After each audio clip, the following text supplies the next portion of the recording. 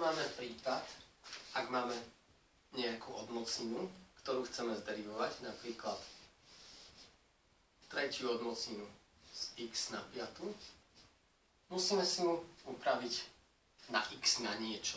Ako? Poznáme vzorec, že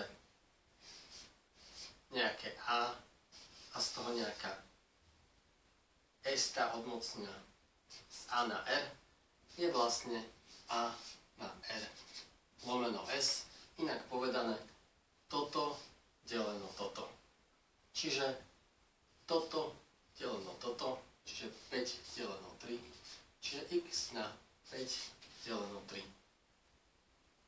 A teraz si chceme zderivovať x na 5 tretín, čo už nie je také ťažké, pretože to máme upravené na tento vzorec, kde 5 tretín je naše n-ko, takže 5 tretín opíšeme,